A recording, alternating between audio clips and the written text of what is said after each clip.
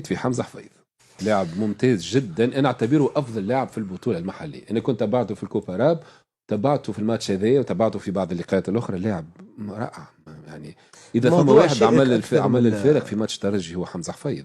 كان ما شاء الله عليه، ما شاء الله عليه. خلينا متفقين انه آه. سي خلينا نقولوا انه ان جوار اكثر من بروميتور، على خاطر اليوم هو امل نتاع كرة الطايرة التونسية، مش كان ما شاء ليتوال الله برك. عليه. هي. بارك الله عليه، معناها لاعب ممتاز. لكن الموضوع ما نقولش معقد، الموضوع ابسط بكثير مما يظن البعض. راهي الحكايه ماهيش هكا جات اوفر في لاعب والنجم الساحلي تخلى على اللاعب هكا من غير عائدات ماديه. ما نساوش انه اللاعب كان باش يخرج من بدايه قبل انطلاق الموسم هذا لفرنسا، ما وقت مش النادي برك، حتى المحيط العائلي للاعب والده نور الدين شاف انه لوفر هذيك ne valait pas la peine.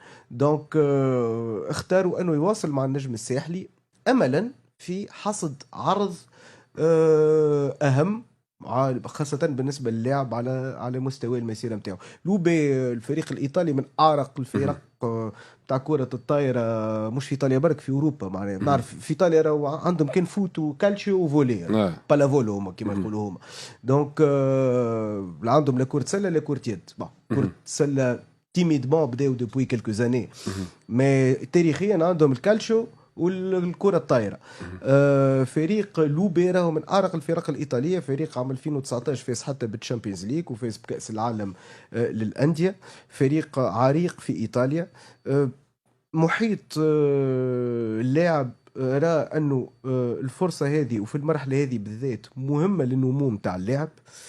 بالنسبة للنادي عنده ديزونجاجمون، فما معاملات مادية زايد الخوض فيها بين النادي وبين اللاعب اترافير سا فامي. مشيت هيك في هيك وشافوا انه يلزم. فسرنا اكثر كان عندك معلومات. اسمعني.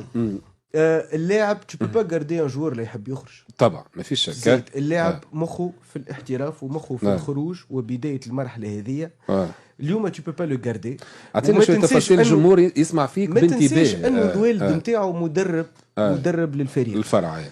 دونك باش تخلي لاعب فوق الرغبه نتاعو، والده مدرب، والده بيدو يحبوا يخرج، ابار انه هو مدرب. هوني نحكيو على نور الدين حفيظ الاب، لا اللاعب السابق للنجم، لا المدرب نتاع النجم. نحكيو على نور الدين حفيظ الاب، الا كيما اي بو في الدنيا مصلحه ولده قبل كل شيء.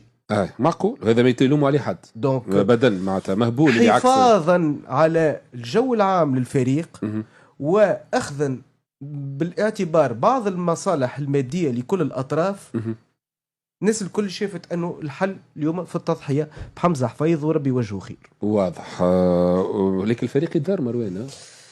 اللي جاب حمزه حفيظ ينجم يجيب غيره، يعاود يجيب وحده. نور الدين ما عندوش قناعه انه ينجم يزدو بليسنا بوجود ولده، بوجود المجموعه الاخرى بشير وعياش لا الفريق يقعد ديما مؤهل للفوز بالالقاب، رغم انه نقصه واحد من بين اهم لي زيليمون. لكن الفريق ما يقفش على حمزه حفيظ. معاك انه احد افضل اللاعبين اذا كان مش افضلهم، لكن الفريق اليوم كومبيتيتيف. اليوم الفريق هذا قاعد يعيش في بداية مرحلة، سي ان ديبي دو سيكل اليوم النجم الساحلي. وحظوظه وافرة باش يكمل الاخر ويفوز باللقب ان شاء الله. رايك كابتن؟ فوزي ما نجموش نشدوا من لاعبي يجي عرض باش يخرج لبرا وتشوف الوضعيه نتاعو، العقد نتاعو مع النجم الساحلي، المتخلدات بالذمه نتاعو وكذا، كل شيء مع بعض. هو تنزل على فلوس مروان هيك تحب تقول انت؟ والده تنزل على الفلوس، هذا اللي نعرفه، هذا اللي في بالي. اوكي. اي واضح، معناها هذا هو معناها تضحيه باش يمشي الملاعب لبرا حسب ظروف النجم الساحلي والكونترا نتاعو. راهو نعرفوا الظروف نتاع رياضه القاعات وكره الطايره ولي سالير نعرفوهم شنو معناها.